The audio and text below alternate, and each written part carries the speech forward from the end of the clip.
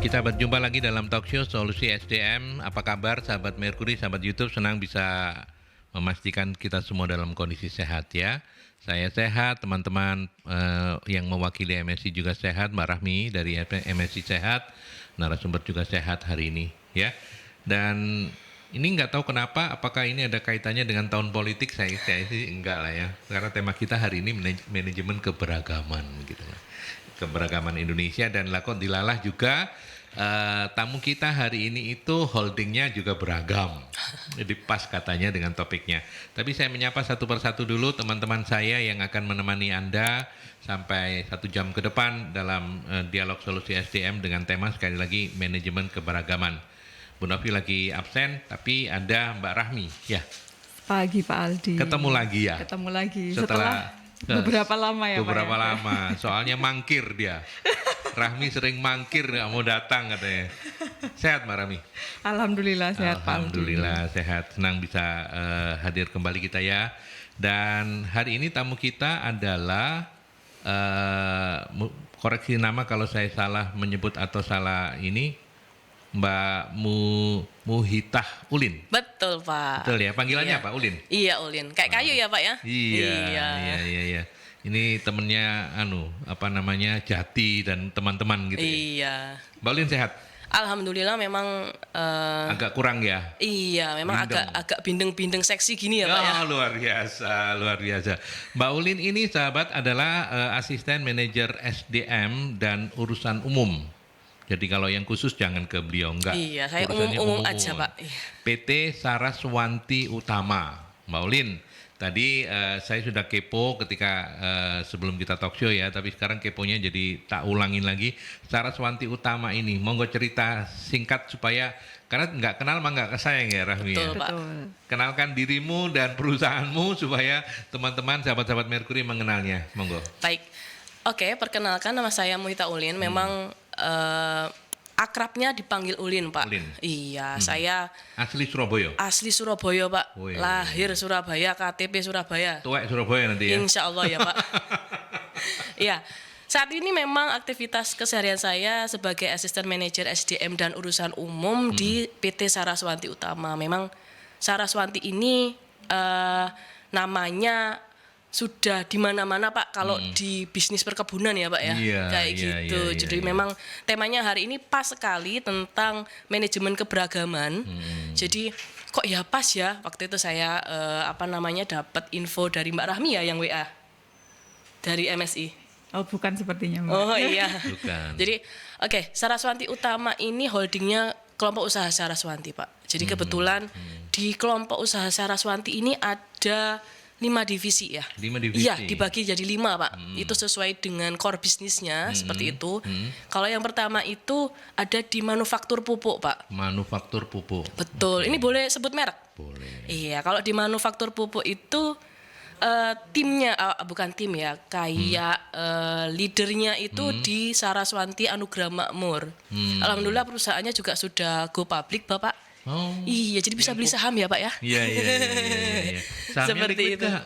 Oh, liquid dong. Liquid ya, Iya. oke. Lancar kok. Lancar. Bagi dividennya lancar Pak. Oh, siap. Baik. Iya. Kemudian ada bisnis properti. Properti. Nah, properti ini juga gede Pak. Tapi di Surabaya hanya ada 2. Ada 2? Iya, di Apa Hotel itu? Alana. Oh, Hotel Alana. Iya, Alana Oke. sini Pak, Alana di Jalan Ahmad Yani itu loh Pak, sama AMG Tower. AMG Tower. Tower. Itu yang di mana itu? AMG Tower itu Pak, kalau tahu BNI Geraha Pangeran? Maaf. Nah, belakangnya itu kan ada gedung biru tuh Pak. Oh. AMG Tower, kelihatan banget dari jalan tol tulisannya Dari jalan tol kelihatan ya? Saraswanti. Tol Juanda itu kelihatan ya? Betul. Nah, Oke. di sana sih memang kita ngantornya di sana Pak ya. Cuman ada beberapa lantai yang disewakan, dijual kayak itu. Jadi kita memang office ya, office building Office seperti building. itu. Iya. Kalau di Jogja ada Alana Jogja juga. By Aston Bapak, ada Hotel by Melia Insight itu juga seperti itu. Ada bisnis Grupnya properti Saraswanti betul. juga. Oke. Nah, Terus yang selanjutnya? ada di Bogor. Itu bisnis laboratorium. Testing, inspection sama certification. Jadi kayak pengujian limbah. Mereknya apa mereknya? Mereknya Saraswanti Indogenetek. Oke. Nah, Pakai Saraswanti semua ya. Betul, Iya, khasnya iya. begitu ya. Iya, iya, iya, oke. Ini base-nya ada di Bogor. Jadi tadi saya ulangi sebentar, kalau di manufaktur pupuk itu base-nya ada di Mojokerto pabriknya. Mojokerto. Nah, dia cabangnya ada di Medan, ada di Palembang, ada di Sampit. Luas ya Pak ya. Sudah sedikit kegambar gimana beragamnya karyawan Iya, iya, kami iya, ya Pak. betul, betul. Nah, propertinya di Jogja, di Surabaya kan gitu ya. Ada bisnis labnya di Bogor, di Jakarta, di Surabaya juga ada. Surabaya labnya ada ya? Ada. Oh, di mana ini? Kebetulan sama dengan gedung AMG Tower. Oh, di AMG Tower. Iya, Oke, SIG oke, Surabaya. oke. Kemudian ada bisnis perkebunan juga. Perkebunan. Ya, sawit, Bapak. Oh, berarti di luar Jawa ini? Betul, di Kalimantan. Di Kalimantan. Di Kalimantan ada, di Sumatera ada. Jadi ya huge ya, cukup besar usahanya seperti itu. Terus yang terakhir ini aneka usaha. Aneka usaha itu bisnis yang memang belum cocok dimasukkan ke divisi yang Yang 4 itu. iya, kayak semisal freight forwarding. Pengangkutan. Nah, jasa transportasinya seperti itu. Ada yang kemarin itu Darat, laut, udara? lebih ke tongkang ya Pak ya. Oh, ke laut ya. Trucking juga seperti itu. Kontainer-kontaineran gitu ya? Betul. Oke, itu ya berarti ya. Oke. Ya. Berarti sekarang kita ujian ya. Rahmi, pertanyaannya adalah sebutkan di mana letak pabrik pupuknya Saraswanti. Ayo. Mojokerto Pak. Iya, 100. Karena banyak banget ya. Iya. Nanti Luas hadiahnya banget. sekilo ya Pak. Pupuknya sekilo. Alhamdulillah pupuk lo ya, nggak boleh dimakan. Oke.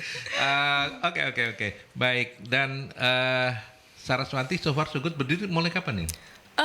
Awalnya tahun 98. Tahun 98 Iya, kebetulan tahun ini kita pas 25 tahun, Pak. 25 tahun ya, dan sudah berkembang seperti sekarang begitu ya. Iya, luar biasa. Ketika pandemi gimana kondisinya, Mbak Rahmi? Mbak Iya, Ulin. ketika pandemi memang untuk di bisnis properti ya yang memang agak Properti sedikit yang ada goyang ya. tantangan ya, Kalau Pak ya. pupuk so far so good? Waktu Alhamdulillah itu? nggak ada, nggak masalah ada. ya? Iya, malah peningkatan market sih, Pak. Oke, iya. Perkebunan kan kayaknya nggak kena efek ya. Perkebunan ya, Iya. ya. Oke, berarti makanya ketawanya lepas begitu ya. Senang nggak ngerasa ada pandemi. Tapi berapa karyawannya sekarang? Sekarang kalau karyawan tetap itu up to 6 ribuan, Pak. 6 ribuan itu Iya. sampai di sawit-sawitnya sono. Betul. Oke. Itu belum termasuk tenaga lepas, tenaga harian kayak gitu. Itu up to 15 ribu, Pak. Ya. Dan Iya. semua under control dari Mbak Ulin. Kalau di saya masing-masing ini kan punya kepala HR, Pak ya. Oke. Nah, ya kan ada HR-nya divisi kan Oh, gitu ya. iya. Nah, HR-nya pabrik pupuk ada, HR-nya ini ada. Kalau iya. Mbak Ulin di holding. saya di holdingnya. Oh, makanya Seperti urusan itu. umum tadi itu ya. Ya nggak umum banget sih, Pak. Kalau curhat juga saya nggak nerima kok, Pak. Iya. Tapi memang menjangkau semuanya, tapi masing-masing punya manajer HR-nya sendiri. Iya, karena kan memang terlalu luas, Pak ya. Iya, Karakteristiknya pegawai di hotel itu kan beda, Pak ya, sama di kebun. Iya, beda banget. Beda lagi dengan orang lab. Iya. Satunya dasi-dasian, satunya bisa pakai koloran doang. Nah, itu. Kalau saya bikin kebijakan masuk kantor wajib pakai dasi loh, mesake yang di kebun, Mbak. Bisa mati kehausan ya. Nah, kayak Kecil sama, gitu ya. dasinya begitu ya. Iya. Oke. Jadi 6.000 ya. Betul. Dan Mbak Ulin kantornya di AMG Tower. Betul, Bapak. Saya di AMG Tower di holdingnya ya. Oke. Jadi Baik. Sekarang kita ke laptop kita yang sebenarnya hari ini. Mbak Rahmi, kita bicara tentang keberagaman. Sebenarnya apakah ini ada kaitannya dengan 2024 tahun politik? Enggak dong. Hari ini kita mau ngobrol apa, Mbak Rahmi? Oke, jadi hari ini kita akan membahas tentang keberagaman di suatu perusahaan seperti itu. Jadi sebenarnya kalau di perusahaan itu kita tahu ya, kalau di Indonesia ini kita berlatar belakang dengan ras, suku dan budaya yang sangat beragam seperti itu. Nah, di perusahaan ini perusahaan-perusahaan juga zaman sekarang mulai concern. Ini nggak hanya di Indonesia saja sebenarnya, Pak Aldi. Yeah. Jadi di luar negeri, apalagi di perusahaan-perusahaan besar seperti Google seperti itu, mereka sudah menerapkan konsep keberagaman. Betul dari berbagai sekali. negara ya. Ini Betul, ya, Pak. SDM-nya ya. Betul. Jadi kalau di Indonesia sendiri juga sudah mulai digagas seperti itu. Jadi sebenarnya kalau perusahaan yang sudah aware terhadap pentingnya keberagaman ini, mereka itu cenderung bisa perform lebih baik seperti itu, Pak. Jadi ketika seseorang itu bekerja dengan orang lain yang backgroundnya berbeda-beda, itu mereka punya kesempatan untuk belajar dari satu sama lain, saling sharing seperti itu, sehingga bisa menghasilkan kualitas seperti produk, layanan, seperti itu yang lebih baik juga. Nah, kemudian selain itu keberagaman ini juga bisa membina lingkungan kerja yang positif, di mana karyawan ini bisa bertumbuh dan berkembang pesat seperti itu, Pak.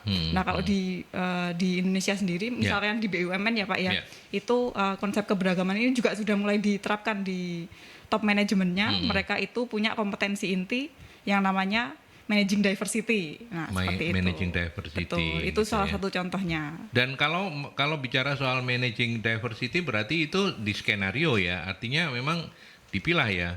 Bukan hanya karena bukan hanya karena kompetensinya, tapi juga dilihat, oh ini perlu diisi orang-orang mungkin bukan cuma Jawa sentris gitu, ada ini gitu ya. Betul. Jadi Kira-kira konsepnya kayak gitu. mulai ke sana memang. Oke, sekarang kita uji karena kan kebetulan pas banget ya. Saraswanti itu kan sangat beragam. Betul, Pak. Mulai dari bidang usahanya gitu sampai pasti orang-orangnya juga ya. Iya. Betul, Pak. Orang-orangnya juga sangat beragam, Sangat gitu beragam kan ya. ya. Iya. Nah, kalau misalnya bicara dari yang paling awal, berarti kalau apa yang dipahami oleh Saraswanti ketika pertanyaannya adalah konsep dari manajemen keberagaman. Piye, Mbak, menurutnya dengan Konsep manajemen keberagaman. Jadi karena memang kita itu luas sekali backgroundnya, tenaga kerjanya juga luas sekali, akhirnya bagaimana mengkolaborasikan hal-hal yang berbeda ini sebagai satu tujuan. gitu ya? Iya, jadi memang dari pusat nih, Pak, itu punya cita-cita. Ayo visi misinya gimana nih biar kita walaupun ini beragam kita tetap satu suara, begitu Bapak. Kita kan punya visi, punya misi, kita punya budaya organisasi. Nah kan dari budaya organisasi yang disetting nih ya Pak ya, dari pusatnya yang beragam itu akhirnya bisa satu warna, Bapak. Itu yang nanti kita akan gali lebih dalam ya, bagaimana kemudian meskipun dengan latar belakang yang beragam tapi mencapai tujuannya bisa sama begitu ya. Oke, kita ke penelpon dulu. Selamat pagi Mercury. Selamat pagi. Assalamualaikum warahmatullahi wabarakatuh. Waalaikumsalam Pak Sumarwito. Sumarwito. Ya, saya berumur lahir tahun 53, saya berumur tahun tahun ini 70 tahun. 70 tahun ya Pak ya. Sehat-sehat ya Pak ya. Sehat. Tapi gak bisa melaku tapi bisa nyetir. Lagi keren ini. Iya. Terus saya senang lihat kalau cewek-cewek cantik. Ya. Ya itu. Kok tahu Pak? Padahal kita belum ada gambarnya ya. Tapi yang lain-lainnya itu karena saya ini kan pakai telepon rumah kan gak seru. Iya toh. Coba enggak tahu kalau pakai yang lain ini bisa kelihatan nggak anunya Mbak Ulin itu? Oh kelihatan wajahnya cantik Pak. Iya kan. Soalnya aku kan setengah gaptek ya ta. Yang saya tanya saya mau tanya sama Mbak Ulin itu kalau bermacam-macam itu usaha itu ya ta. Apakah usaha yang lain? Jadi kayak nakalan gitulah. Maksudnya nakalan gimana Pak? Maksudnya gini, menindas usaha-usaha yang lain supaya kalah kan gitu. Iya, mengatasi persaingan yang tidak sehat antar gitu. divisi usaha gitu ya. Dan kebetulan saya ini kan juga tidak bisa lihat wajahnya ya karena pakai telepon rumah. Ya toh. Sekarang Mbak Ulin itu umur berapa? Kan tidak ada yang tanya nanti. Cantik apa enggak, putih apa enggak. Itu. Jadi apa dia sudah punya suami? Atau masih janda?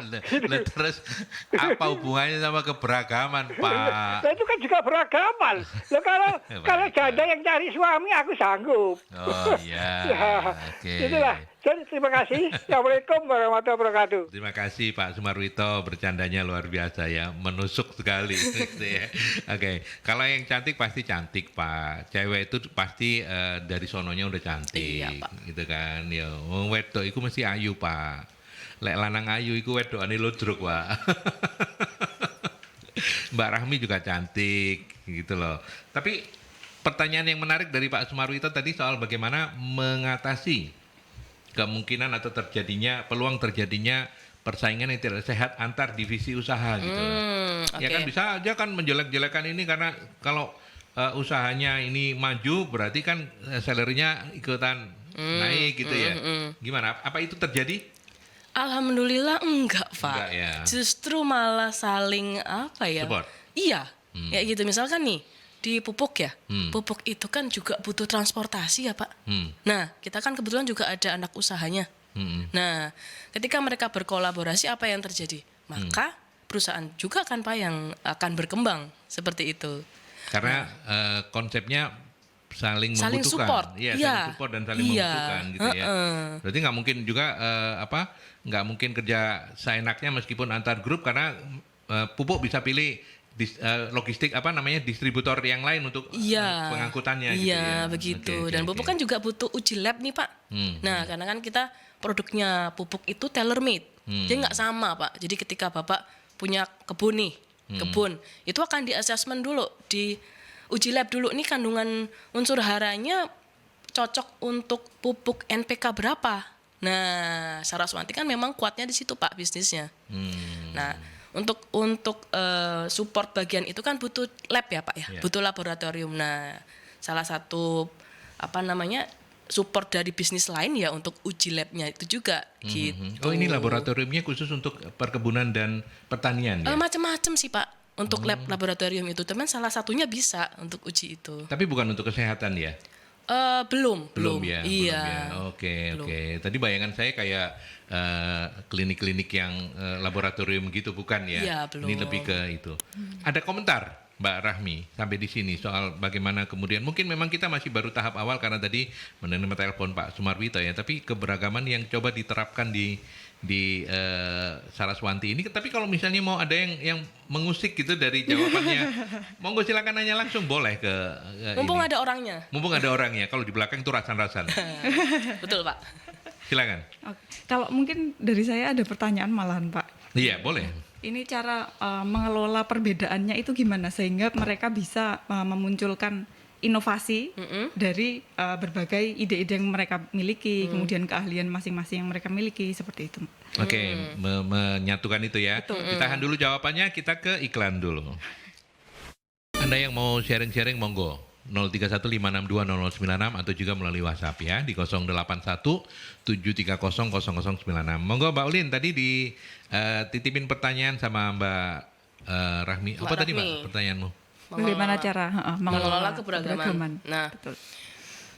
Kebetulan saya di pusat Pak ya, jadi nggak bisa langsung ketemu secara person to person gitu ya, masing-masing ini ya. Itu ada di kewenangan HR divisinya. HRD. Iya, HR divisinya. Saya ceritanya di HR divisinya ya, Mbak. Jadi di HR divisinya ini memang harus bahasanya gesit, ya kan?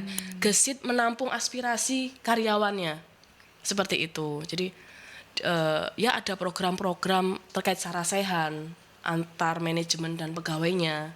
Itu kan cukup efektif ya untuk menyaring gagasan, menyaring ayo keluhanmu apa toh, kan kayak gitu. Itu cukup efektif. Kemudian ada forum HRD manajemen HRD dengan pegawainya.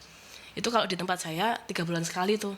Itu masing-masing di tempatnya Mbak Ulin berarti kantor pusat? Iya. 3 bulan sekali? Iya, 3 bulan sekali kita ketemuan online? sama... Enggak, tetap muka. Offline? Saya memang... Mengundang semua HRD manager masing-masing. Kalau HRD apa istilahnya kalau di situ? Bidang usaha, divisi usaha? Divisi, Bapak. Divisi? Iya. Masing-masing divisi? Iya, karena memang sebulan sekali kita kumpul, ayo di tempatmu ini topiknya apa nih yang lagi hot, kan begitu Pak. Oh, di lab ini lagi seneng terkait pelatihan misalkan. Bentar, butuh pelatihan ini. Berarti ini bulan ini yang mimpin kayak arisan ya Pak ya. Bulan ini lab bahas apa, nanti mungkin ada masukan dari yang lain bulan depan pupuk apa betul, gitu. Terus, seperti itu. Jadi memang dibikin forum. Dibikin forum kalau di tempat saya forumnya sama tim HR-nya sih. Nanti tim HR-nya yang akan curhat bahasanya di tempat saya begini, ayo gimana ya kan gitu. Karena kan kita HR yang nanganin divisi yang beda-beda, akhirnya kan karakteristiknya kan mewakili divisinya ya. Yeah. Kayak gitu. Misal HR untuk perhotelan itu kan orangnya kalem gitu ya Pak ya. Beda lagi dengan HR yang memang manufaktur pupuk, orangnya memang cenderung tegas. Nah, ketika di kebun ada masalah, ayo ini dari HR properti gimana nih ngalusinnya kayak gitu kan. Ini negesinnya gimana nih Bu? Kalau kita kan perlu negesin kan kayak gitu. Gitu sih. Ya, saya lanjutkan ya. Oh, ada penelpon. Baik. Selamat pagi Mercury. Selamat pagi. Ya, silakan Mas Dewa ini ya. Monggo Mas. Iya. Ini Mas Aldi ya. Siap. Oh iya. Mau nanya tentang tadi keberagaman ya. Ya. Saya nggak mau nyebutin status, saya nggak nyebutin umur, saya nggak nyebutin lain-lain, saya nggak nanya soal pribadi. Iya. Iya. Saya mau nanya ini, bagaimana kita menyikapi bukan kerukunan ya, komunikasi yang bisa terjaga dengan baik Ya. antar divisi dan departemen ya. Kadang saya waktu beberapa pengalaman yang ikut orang itu ya, sekarang kan malas ikut orang, saya bikin usaha sendiri. Usaha sendiri ya. Seperti ada departemen marketing itu kadang bisa menyombongkan diri. Dirimu nek gak ono marketing gak iso gajian ya. Tapi departemen accounting juga gitu. Loh, nek kamu gak ada accounting ya kan gak tak gaji kan. Iya. Bingung Betul. kan. Itu kayak sombong-sombongan. Terus customer service. Loh, kalau gak ada customer service gak ada kan tamu tak layani kamu. Kan kayak gitu kan. Jadi ya itu bagaimana menyikapi seperti itu. Ya gak ini mungkin sharing untuk di perusahaan yang yang lagi top skill sekarang ini, apakah bisa berbagi gitu bagaimana menyikapi antar divisi yang ada kadang nggak begitu ya. Itu antar divisi kayak begitu. Satu divisi aja, satu marketing aja itu beda supervisor, beda manajer, itu sudah sikut-sikutan. Contoh satu divisi yang ada di area asuransi atau perbankan ya, itu sikut-sikutan iya kadang hati loh, sales iki ngene. Wah itu ya, padahal kan Anda dalam satu bendera ya, tetapi ada perpecahan di dalam gitu loh. Kadang nih ada rapat besar, semua divisi sales ngumpul termasuk supervisornya. Itu sudah bikin, memang sih judulnya emang blok-blokan ya. Tetapi itu sepertinya kayak ya nek ono data nek geletak ngono wis koyo sawangan nek koyo nemu moto ijo ngono kayak metu keluar ada duit gitu. Wah, sikat aja data di screenshot aja, di foto aja. Nah, seperti itu bagaimana menyikapi. Jadi tadi itu yang antar divisi, terus bagaimana yang satu divisi aja dalam divisi. Atau mungkin ada sharing bagaimana solusi menyikapinya ya. Lalu yang terakhir soal bagaimana keberagaman antar strata sosial. Kita tahu lah, katanya ada petani, pasti ada manajer, pasti ada tukang parkir, pasti ada security. Itu kan stratanya beda-beda gitu loh.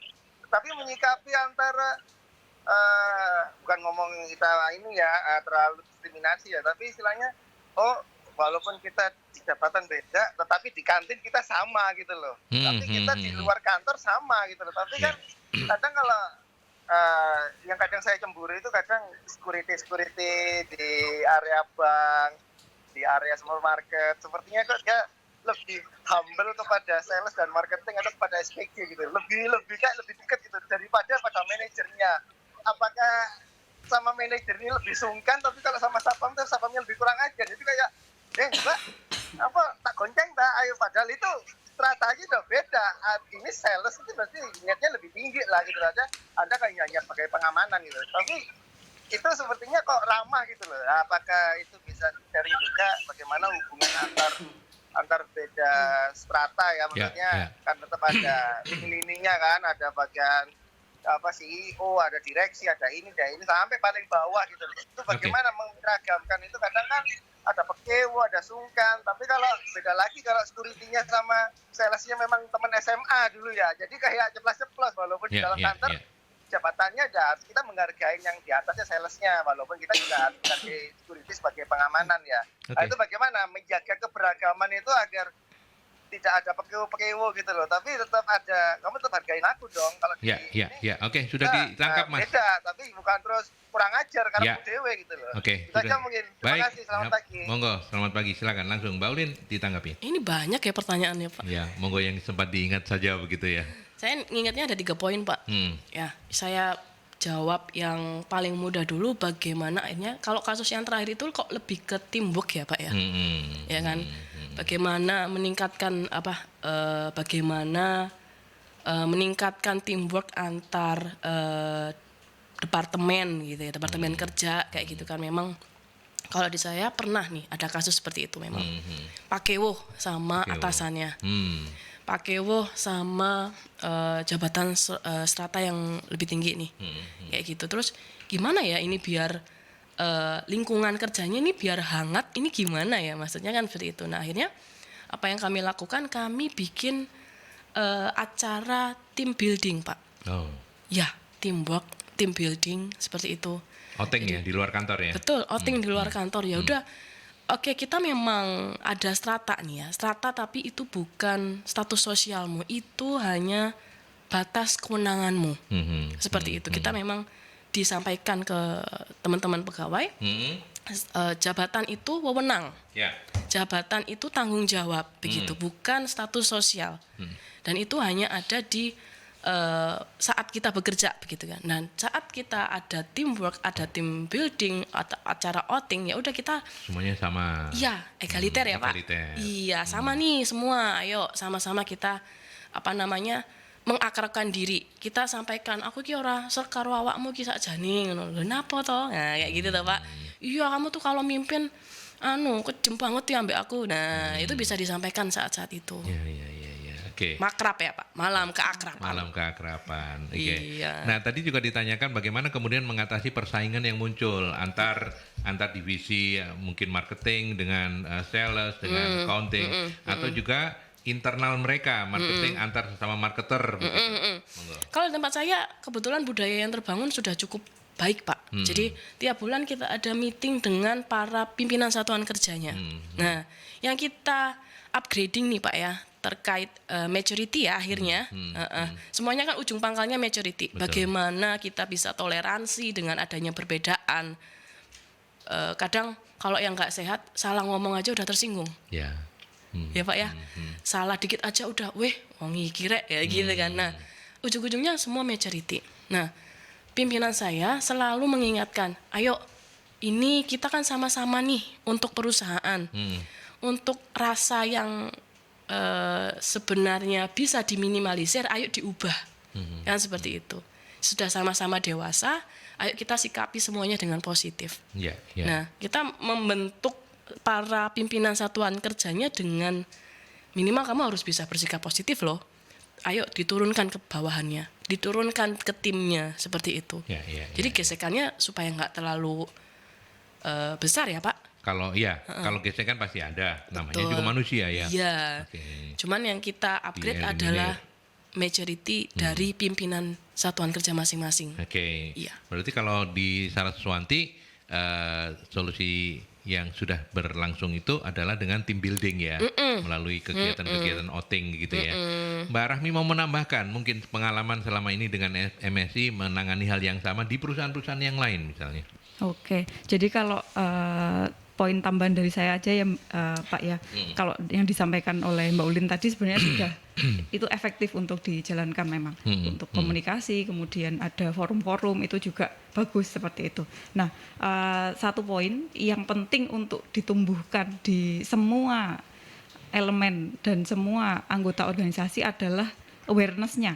Jadi mulai dari top manajemen sampai semua karyawan di dalamnya itu harus punya kesadaran akan pentingnya perbedaan. Karena gini, perusahaan sebesar Google saja mereka itu tidak memvalue perbedaan itu hanya sebagai perbedaan aja, gitu. Enggak. Jadi bukan sekedar orang berbeda-beda kayak gitu, tapi yang dinilai adalah sense of value dari pengalaman dan keahlian masing-masing yang dibawa orang-orang masing-masing dari berbagai culture ini, gitu.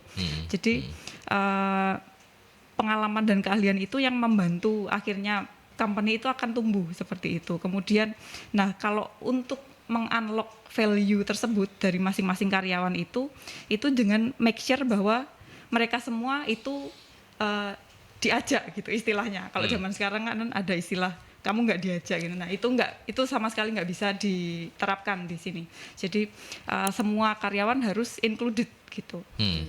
Nggak ada yang nggak diajak. Jadi kita harus make sure bahwa semua orang di perusahaan merasa memiliki dan menjalankan perusahaan itu. Oke. Gitu. Itu biasanya disebut dengan konsep inklusi ya Pak ya. Gitu. Jadi mencakup semua orang dan yang bertugas untuk menciptakan lingkungan inklusi itu juga semua orang di dalam organisasi seperti itu. Jadi semua punya peran untuk menumbuhkan lingkungan inklusi itu. Ya. Oke, Mbak Ulin, bicara soal keberagaman itu kan kita pasti sangat dekat dan dekat banget dengan pemahaman tentang multikultural gitu ya. Multikultur. Dan kalau boleh tahu, kalau boleh belajar dari Saraswanti, apakah keberagaman terkait dengan kultur ini memang by design atau tergantung dari siapa yang melamar dan memang sesuai dengan kebutuhan perusahaan? By design itu bayangan saya begini, kalau misalnya kami di perusahaan media begitu ya, mau nggak mau, suka nggak suka, saya harus mendesain. Kami harus mendesain. Karyawan itu ada yang mewakili kelompok beberapa agama. Tujuannya adalah karena radio nggak bisa berhenti, sehingga ketika perayaan hari-hari besar agama tertentu masih ada yang bisa ditugaskan dengan mudah. Itu maksudnya by design. Kalau di Saraswanti bagaimana? Kayaknya lebih natural Pak ya. Lebih natural ya. Iya, tidak by design. Jadi kami ketika merekrut memang ada standarnya sudah. Jadi kompetensinya yang memang ini ya. Dari jabatan ya Pak. Dari jabatan. Iya, kalau memang kebetulan kok banyak ini ya kayak gitu ya. Kok banyak ras tertentu ya yang untuk posisi ini ya. Ya jangan dilihat rasnya, coba dilihat kompetensinya. Memang yang masuk itu ya memang sesuai kompetensinya kan begitu. Iya, dari jabatannya masing-masing kan kita udah punya nih standarnya. Kayak gitu Pak. Iya. Dan itu lebih menguntungkan ya Mbak Rahmi ya. Artinya daripada secara desain kemudian harus memaksakan dalam tanda petik ini harus diisi ini supaya beragam gini gitu ya. Betul Pak. Jadi kalau kita menerapkan yang seperti di Saraswanti itu tadi, kita akan punya talent pool yang luas kayak gitu. Jadi ketika perusahaan itu terbuka terhadap perbedaan, talent-talent yang ada di dalamnya itu juga akan punya skill set dan pengalaman yang beragam dan match dengan yang dibutuhkan oleh perusahaan kayak gitu. Kalau misalkan kita menutup dengan aku maunya rekrut hanya ras tertentu aja kayak gitu, itu akan mempersempit ruang kita mencari orang yang kompeten seperti itu sebenarnya Pak. Oke. Kemudian kita ke pertanyaan dari titipan dari sahabat-sahabat Merkuri, baru satu sih dari sahabat Merkuri yang masuk melalui teman-teman di Posko, ada Mbak Firda atau Ibu Firda, keberagaman usaha yang dijalankan, bagaimana meningkatkan kompetensi karyawan? Kompetensi karyawan, oke. Mungkin maksud pertanyaannya ini lebih ke bagaimana kemudian memikirkan, karena usahanya kan beda-beda, berarti kompetensi yang harus diinikan kan beda-beda. Beda-beda juga, betul. Iya Mbak, selama ini. Meningkatkannya. Iya. Kompetensi apa nih? Kompetensi apa dulu Pak? Kompetensi itu kan banyak nih. Ada kompetensi jabatan. Berarti kan kita harus mungkin lebih ke kompetensi yang organisasi terkait dengan produktivitas lah. Kira-kira loh ya, saya hanya mewakili Bu Frida. Iya, baik. Jadi sedikit saya cerita nih sedikit Pak. Kompetensi kan memang luas Pak ya. Ada kompetensi jabatan, ada kompetensi organisasi, ada yang namanya kompetensi inti. Nah, kalau kompetensi jabatan memang itu akan di-assess dan pegawai juga harus nututi itu gitu kan Pak ya. Juga harus bisa fit dengan persyaratan kompetensinya. Nah, biasanya per apa ini assessment ini? Kalau kompetensi jabatan per 2 tahun. Per 2 tahun. Okay. Ya. Kemudian yang jadi tantangannya adalah bagaimana menstandarisasi kompetensi yang dimiliki sesuai dengan standar perusahaan. Itu yang agak ngoyo Pak ya. Nah, di kompetensi Saraswanti ini kebetulan ada 7. Ya, salah satunya adalah continuous improvement. Nah, akhirnya akan menjadi tantangan bagi HR masing-masing kami bagaimana caranya men-trigger supaya kompetensinya pegawai di semua lini Saraswati itu punya keinginan untuk terus tumbuh dan berkembang. Bagaimana mereka mau belajar, bagaimana mereka mau mengevaluasi diri misalkan seperti itu. Nah, bagaimana triggernya, bagaimana membentuknya, itu disesuaikan dengan kultur dari masing-masing divisi. Nah, kultur di manufaktur akan berbeda dengan kultur di TIC. Masalah misalkan learning ya Pak. Akan lebih mudah mengajak belajar di pegawai yang bekerja di industri laboratorium. Akan lebih mudah mengajak mereka belajar daripada mengajak pegawai yang backgroundnya adalah manufaktur misalkan seperti itu. Nah, strateginya akan berbeda Pak. Iya. Oke. Mau menambahkan atau menjawab Bu Firda, menambahkan jawaban untuk Bu Firda, Mbak Rahmi? Atau mau nanya juga boleh, bebas pokoknya. Hanya menyimpulkan aja mungkin dari Mbak Ulin. Jadi memang kalau untuk pengembangan itu nanti kita akan biasanya juga akan assess dulu memang mereka ini orang-orang ini starting pointnya di mana kemampuannya gitu. Nah itu nanti akan diberikan metode-metode pengembangan yang memang sesuai dengan kebutuhan mereka untuk mencapai level yang diharapkan oleh perusahaan. Seperti itu, Pak. Standar perusahaannya ya. Betul. Ya. Dan tenang saja Bu Firda karena masing-masing divisi yang ada di Saraswati ini kan punya HRD manager masing-masing ya, mereka yang tahu persis bagaimana peta lapangannya. Iya. Gitu ya. Oke, baik, kita break dulu, nanti kita lanjutkan untuk sesi yang terakhir setelah iklan.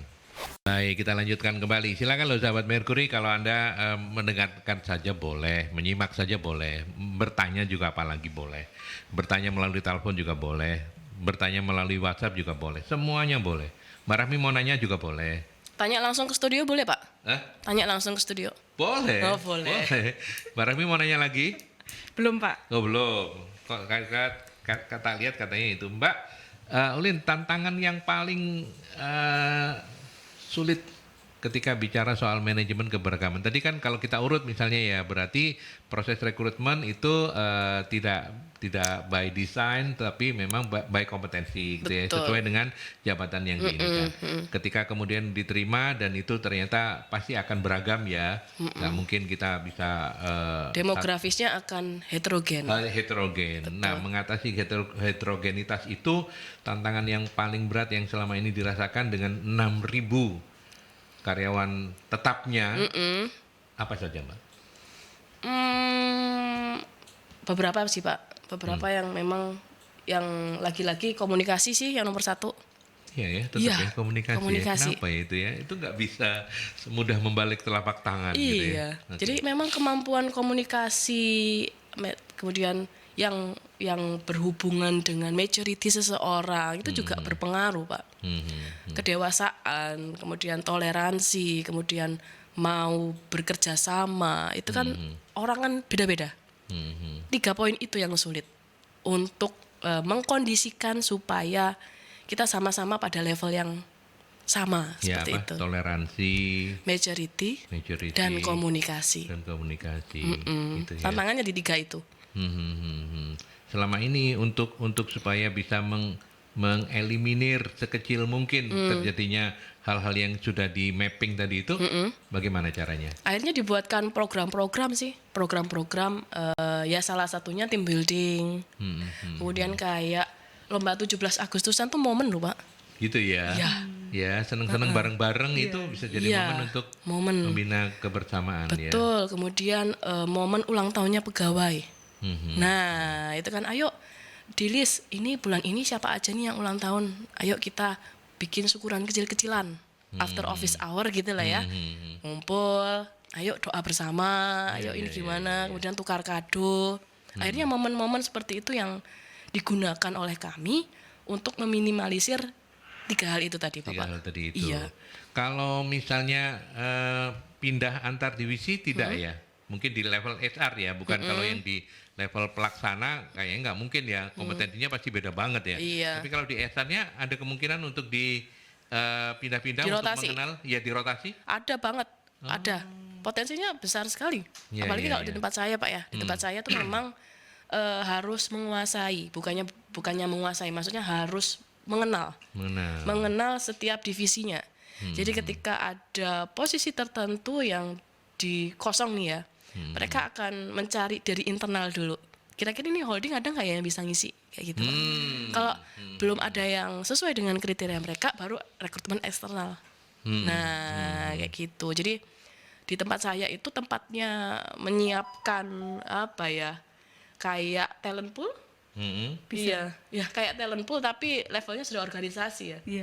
Jadi misal butuh manajer finance. Nah sebelum kita ke eksternal, kita evaluasi dulu dari orang-orang di Saraswati Utama, siapa yang bisa untuk jadi manajer FAT di divisi anak-anak usaha seperti itu. Anak usahanya. Iya, akhirnya kan mereka harus cepat ya adaptasinya Pak. Nah adaptasi itu yang juga menjadi kompetensi inti di perusahaan saya. Mampu beradaptasi. Kalau HR manager dari pupuk dipindah ke lab, dipindah ke aneka usaha itu juga. Kalau HR manajernya belum, tapi kalau anggotanya sudah. Oh. Kayak gitu. Pertimbangannya apa? Kenapa anggotanya? Karena untuk pengkaderan begitu. Iya. Oke. Betul. Kalau mindah head itu agak sulit Pak. Agak sulit ya. Iya, karena kan memang sudah benar-benar paham lapangan ya Pak ya. Iya. Orang HR-nya kan sudah benar paham. Oh kalau di pupuk ini minusnya di sini, takutnya keganggu di sini. Keganggu ya ini apa namanya proses produksi atau proses pengelolaan SDM-nya. Betul. Okay, jadi kita jangka panjangnya jangan dulu deh, nanti kalau sudah semuanya sudah sama nih baru bisa program itu dijalankan. Tapi pengkaderan itu juga dalam rangka menuju ke sana ya, menyiapkan itu ya. Karena kan menarik kan, karena bayangan saya gini, akan menjadi lebih menarik ketika bicara soal keberagaman kalau misalnya yang biasa di lab kemudian dikenalkan di perkebunan kelapa sawit yang beda banget gitu ya. Gitu kan? Ngoyo tuh Pak orangnya nanti. Iya gitu ya. Iya betul. Mbak Rami mau menambahkan dulu sebelum saya membacakan ini pertanyaan. Oke, jadi kalau sebenarnya memang keberagaman itu orang-orang yang isinya berbeda-beda itu memang lebih mudah terpapar konflik, itu betul Pak. Gitu ya, itu faktanya memang kayak begitu ya. Seperti itu. Di mana-mana kayak begitu. Betul sekali Pak. Nah tapi ada positifnya dari resiko itu. Jadi mereka ini pasti ketika ada di situasi konflik mereka akan berusaha untuk mencari jalan keluar dan resolusi dari konflik itu tadi, kayak gitu. Nah itu yang menumbuhkan inovasi itu biasanya juga dari situ. Ya. Tapi harus dipandu ya. Kalau enggak mereka dalam proses mencarinya bisa karuan perusahaan bisa beradul ini. Nanti tambah rusak Pak. Rusak. Pernah sih Pak itu di tempat saya ada pengalaman untuk project. Ya kan ada project pengembangan organisasi nih bahasanya. Satu factory gitu kan ya di Saraswati, isinya ini beragam. Ada dari auditor, ada dari OD. Kalau SDM kan macam-macam ya. Ada memang khusus dari OD. Ada yang dari keuangan, ada yang dari engineering. Dikasih project untuk ayo ini ada masalah misalkan ya terkait dengan produktivitas, ayo ini gimana meningkatkannya. Nah, itu ide inovasinya banyak sekali. Dan itu diaplikasikan diaplikasikan secara menyeluruh gitu kan Pak ya, dalam waktu tertentu. Akhirnya yang tadinya produktivitasnya merah nih itu jadi hijau plus. Wow, iya. Itu kalau manajemen keberagamannya terkelola dengan baik ya Pak, itu efeknya bisa luar biasa. Luar biasa. Betul. Ya, itu sudah dibuktikan. Oke, kita ke Pak Riki. Selamat pagi Pak Riki, terima kasih sudah mampir di Dialog Solusi SDM. Mbak Ulin, bagaimana kalau manajemen keberagaman tidak berjalan efektif? Efek apa yang akan terjadi pada karyawan dan perusahaan? Begitu. Bagaimana kalau tidak efektif terkelolanya ya Pak ya? Mengenal kata sikut-sikutan nggak Pak? Nah, jadi ketika tidak terkelola maka yang jadinya akan muncul pertama persepsi negatif. Kalau sudah muncul persepsi negatif nanti biasanya ke perilaku. Oh iya. Gosip. Terus gibah. Awalnya kan dari persepsi negatif Pak ya. Jadi perilaku, jadi gosip, gibah, akhirnya geng-gengan. Geng-gengan, halah wis ora usah mlaku, bano cek sana aja yang kerja. Nah, ganggu kan ke produktivitas. Nah, ketika produktivitas turun, capaian organisasi juga lambat laun juga kena imbasnya Pak. Betul. Oke. Ya, gitu ya. Mau menambahkan? Iya, Mbak Rahmi, monggo silakan. Sama sih Pak. Jadi kalau sudah timbul kelompok-kelompok di dalam organisasi seperti itu nanti akan akhirnya muncul tembok yang tidak terlihat. Seperti itu. Jadi nanti ada seperti penghalang yang nggak terlihat yang membatasi kelompok-kelompok itu untuk maju seperti itu pada akhirnya. Masing-masing sudah memasang defense-nya sendiri begitu ya. Oke, dan itu yang harus ditangani. Itu efek dan itu pasti muaranya pada produktivitas ya. Yang terakhir pada produktivitas. Kemudian ada Bu Leli yang menanyakan begini, bagaimana mengukur keberhasilan manajemen keberagaman, Mbak? Kalau di Saraswati gimana? Iya. Jadi gini Pak, ada yang setiap kebijakan itu kan pasti dibuat berdasarkan kebutuhan.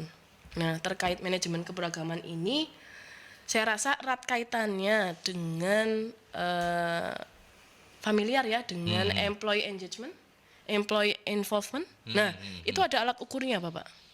Nah, ketika involvement dan engagement ini diartikan baik, maka keberagaman itu bisa diasumsikan ya terkelola dengan baik. Tapi ketika involvement dan engagement karyawannya rendah, nah ini tanda-tanda nih HR harus riset ini. Kenapa kok bisa involvement engagementnya rendah? Seperti itu. Jadi ada pre dan post test. Seperti itu. Ya, itu lebih gampang ya untuk mengukurnya karena memang ada alat-alat tes yang bisa dilakukan. Mbak Rahmi mau menambahkan juga untuk selama ini yang dilakukan untuk mengukur keberhasilan manajemen keberagaman? Oke, kalau itu mungkin dari demografinya ya Pak ya, itu juga selain dari engagement dan involvementnya, itu kita ukur dengan komposisi. Komposisi apa? Komposisi demografi karyawannya. Jadi misalkan di top manajemen sudah berapa orang yang menempati, ini laki-laki, terlalu banyak laki-laki nggak baik juga gitu. Nanti kita kasih wanita harus ada yang dipromosikan tahun ini seperti itu. Bisa seperti itu. Kemudian untuk komposisi karyawannya juga itu juga perlu dilihat seperti itu Pak. Gitu ya. Dan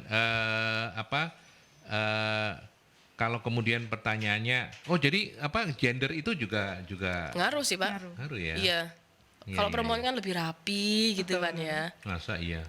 Iya, mayoritas begitu Pak. Mayoritas ya. Ya kita nggak ngomong perempuan yang lomprot gitu ya, enggak lah ya. Itu pengecualian ya Pak ya. Pengecualian ya. Kasus khusus. Iya, itu mama itu. Enggak boleh kayak begitu, nanti saya dikira gender bias. Iya, gender bias lagi. Enggak, bercandaan tadi itu. Oke, dan masih ada Pak Hasan ini. Bagaimana cara menciptakan budaya menghormati perbedaan di perusahaan? Oh, ini menarik ya Pak Hasan, terima kasih sudah mengingatkan saya. Karena dari tadi kita belum membahas begitu ya. Bagaimana Mbak selama ini yang di Saraswati menghormati cara menciptakan budaya menghormati perbedaan. Perbedaan itu kan mungkin bisa juga gender, suku, agama, ras. Itu memang harus didesain Pak ya, harus disetting. Kalau ini harus disetting ya. Ini harus disetting. Ada setting ini ya. Betul, harus disetting. Kemudian ini peran top manajemen juga besar ya Pak. Nah, dari top manajemennya sendiri sebaiknya memang selalu menyampaikan atau menyisipkan dalam arahannya. Kita kan memang ada meeting bulanan, meeting triwulan kayak gitu kan, selalu disisipkan di situ.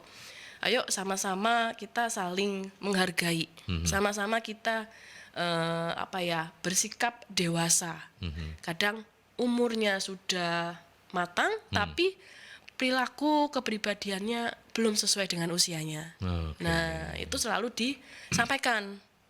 Nah, diturunkanlah ke meeting-meeting bulanan, diingatkan lagi, ayo sama-sama yuk kita menjadi dewasa sesuai dengan usia, bahasanya gitu Pak. Ayo sama-sama kita menghargai kayak gitu. Ayo sama-sama ngopeni kayak gitu Pak.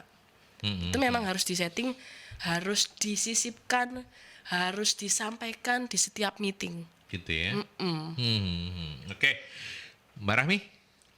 Oke, lagi-lagi saya cuma menambahkan aja sih Pak, karena enak banget Mbak Ulin dirimu. ini sudah lengkap gitu loh. Ya, top of the top gitu ya. Iya. Gimana Tank, Pak, ya.